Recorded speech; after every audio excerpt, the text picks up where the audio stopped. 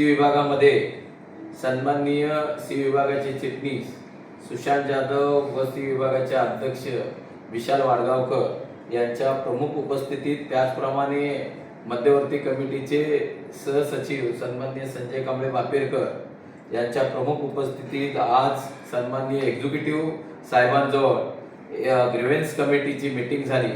त्याच्यामध्ये कर्मचाऱ्यांचे वेगवेगळे कल्याणकारी उपक्रम, त्याचप्रमाणे चौक्या कशा असाव्यात, विशेषतः घोगारीची चौकी, बुलेश्वर चौकी, कॅवेल चौकी, फणसवाडी चौकी, खाराटण चौकी या अत्याधुनिक कशा पद्धतीने करता येतील ह्या संदर्भात चर्चा झाल्या। सन्माननीय एक्झिक्युटिव्हने या संदर्भात आम्हाला पॉझिटिव्ह रिप्लाय दिला की लवकरात लवकर या सर्व चौक्या सुसज्ज केल्या जातील। विशेषतः कुंभारवाडीची चौकी जी आहे ती 1+1 केली जाईल।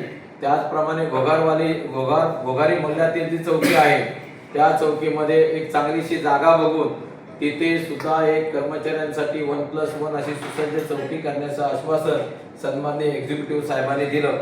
एवढंच नव्हे तर कर्मचाऱ्यावर जो अन्याय होतो, जसं या आमच्या आशाताई कांबळे आहेत, त्यांचे पती 2 वर्षापूर्वी निधन झालं, परंतु निधन होऊन सुद्धा त्यांना त्यांच्या पतीचे जे देय दावे आहेत, कौटुंबिक निवृत्तीवेतन दावा असेल किंवा इतर जे दावे ते मिळाले नाहीत, याबाबत सुद्धा साधक बाधक चर्चा झाली।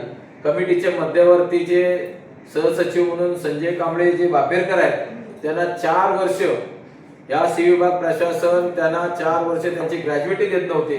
साहेबांनी सन्माननीय एक्झिक्युटिव्ह साहेबांनी ताबडतोब आदेश दिले की यांना ताबडतोब त्यांचं काम झालं पाहिजे या हप्त्यात। आणि अशा पद्धतीचं एक साधक बाधक चर्चा होत असताना या विभागाचे चिटणीस सन्माननीय सुशांत जाधव यांनी या प्रशासनाला स्पष्ट सांगितलं, संजय कांबळे बापेरकर त्याचप्रमाणे या आशा कांबळे या दोघांचे जर देय दावे मिळाले नाहीत तर आम्ही येत्या पुढच्या हप्त्यामध्ये इथे सी विभागामध्ये जे आंदोलन करू त्या आंदोलनाला जबाबदार सी विभाग प्रशासन असेल।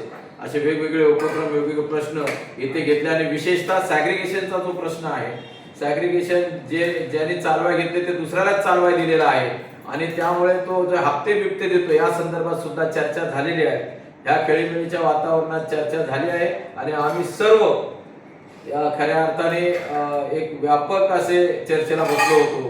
मी एक्झिक्युटिव्ह साहेब आणि सगळ्याच प्रशासनाचे जाहीर आभार व्यक्त केले। एवढं बोलतो, इथेच थांबतो। जय भीम। त्याचप्रमाणे सर्व कर्मचाऱ्यांचे जे आज या कर्मचारी आमचे कार्यकर्ते आदरणीय आशाताई कांबळे, त्यांचे चिरंजीव, सगळ्या अधिकाऱ्यांचे आणि सुपरवायझर आमचे विशेष इथे यांचे सुद्धा आम्ही जाहीर आभार मानतो। थांबतो। जय भीम। कामगार संघाचा विजय असो।